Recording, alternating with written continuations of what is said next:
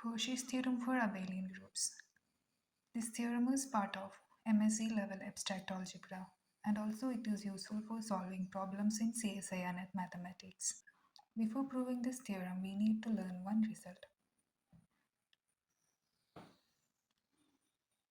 Result: if G has no non-trivial subgroup, then G must be a finite group of prime order.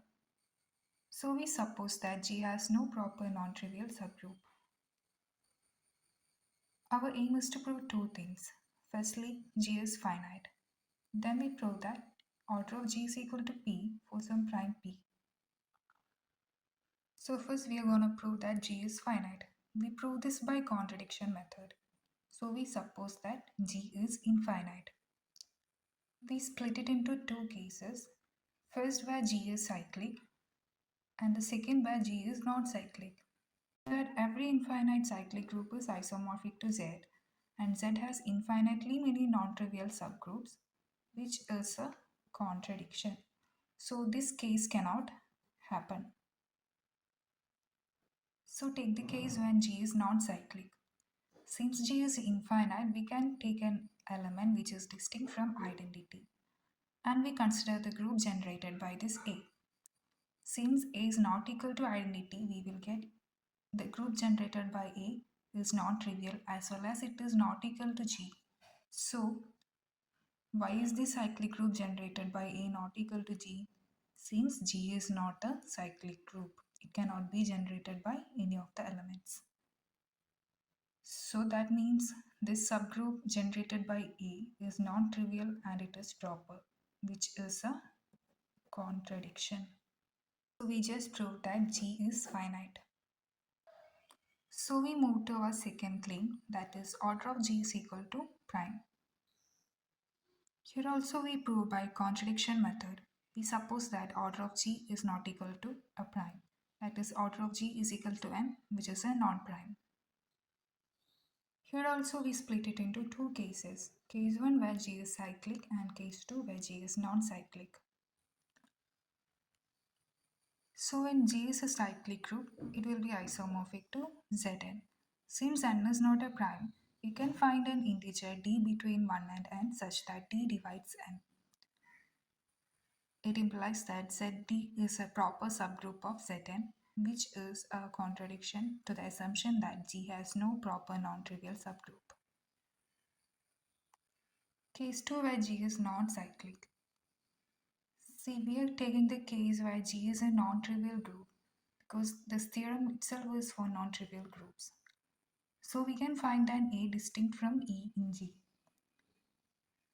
Now consider the group generated by this A. It will be distinct from trivial group as well as it won't be equal to G as G is not a cyclic group.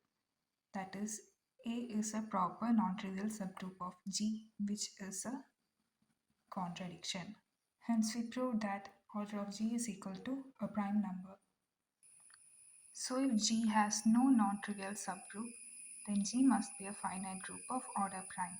We will use this result in Cauchy's theorem for abelian groups. Now let's go back to the theorem. This theorem says that if G is a finite abelian group and P is any prime such that P divides order of G, then G will have an element distinct from identity such that A power P is equal to E. We prove this by induction on order of G. So when order of G is equal to 2, we know that G is equal to Z2. And in Z2, 1 power 2 is going to be identity 0. So the result is true when order of G is equal to 2. Now we assume that the result is true for every group with their order less than order of G. We prove that the result is true for G. Suppose G has no non-trivial subgroup. Then by the previous result, G must be a cyclic group of order prime P. It should be P itself because in the question it is given that P divide order of G. So the order of G should be P itself. So since G is a cyclic group of order P, we know that for every non-identity element A in G, A power P is going to be E. So we prove the case when G has no non-trivial subgroup. Now we suppose that G has a proper non-trivial subgroup, say N, and we split it into the cases where P divides order of N and P does not divide order of N. So when P divide order of N, we know that order of N is strictly less than order of G, and N is abelian since G is abelian. So there exists a non-identity element A in N such that A power P is equal to E by induction hypothesis. That is, there exists a non-identity element A in G such that A power P is equal to identity. So we prove for the case when P divides order of N. So the case 2 where P doesn't divide order of N. Since G is an abelian group, the quotient group G by N is also an abelian group. And also since N is a non-trivial subgroup of G, cardinality of G by N is going to be strictly less than cardinality of G. According to our assumption, P divides cardinality of G and P does not divide cardinality of N. And also cardinality of G by N is going to be equal to cardinality of G by cardinality of N. So the numerator contains P factor where the denominator does not contain it. It means cardinality of G by N will contain some power of P. So P divides cardinality of G by N. So the induction hypothesis implies that there exists a non-identity element G bar in G by N such that G bar power P is equal to identity in G by N. That is, there exists a right coset Ng in G by N such that Ng not equal to identity in G by N and Ng power P is equal to identity in G by N. And the question is, what is the identity in G by N?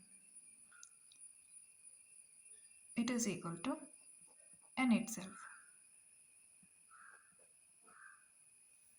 So, Ng not equal to N and Ng power P is equal to N implies G doesn't belongs to N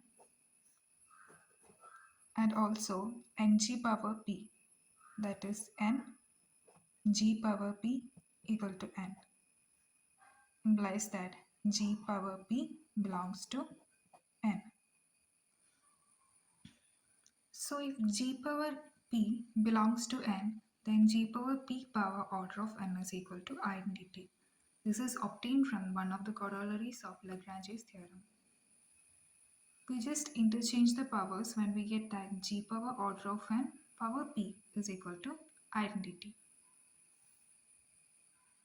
Now we put C is equal to G power order of N so that we get C power P is equal to E. So we already got an element C in G such that C power P is equal to identity. So the only remaining thing to prove is that C is not equal to identity. We claim that C is non-identity. But suppose if C is equal to identity, that is G power order of N is equal to identity in G. So the coset Ng power order of N is equal to N G power order of N, which is equal to N identity, that is N itself. That is, we will get Ng power order of N is equal to N, that is the identity in G by N. But according to our choice of G, we already have Ng power P is equal to N itself, that is the identity in the quotient group G by N. So if we look at this element Ng in the quotient group, Ng power order of N and Ng power P both are equal to identity element. This implies that both order of N and P are multiples of order of Ng in G by N. That is, both P and order of N have a common factor, that is order of Ng. But since P is a prime, the only possible factors of P are 1 and P. Also, since P does not divide order of N, the common factor between P and order of N is forced to be equal to 1. That is, order of Ng equal to 1 in G by N. That is, Ng is equal to the identity element N. It implies that G belongs to N, which is a contradiction. So hence, C is non-identity element. So we prove that there exists non-identity element C such that C power P is equal to identity. Hence we prove the Cauchy's theorem for finite abelian groups. This is useful for solving CSIR NET questions, as well as understanding this question will aid us to understand the upcoming silo packages in abstract algebra.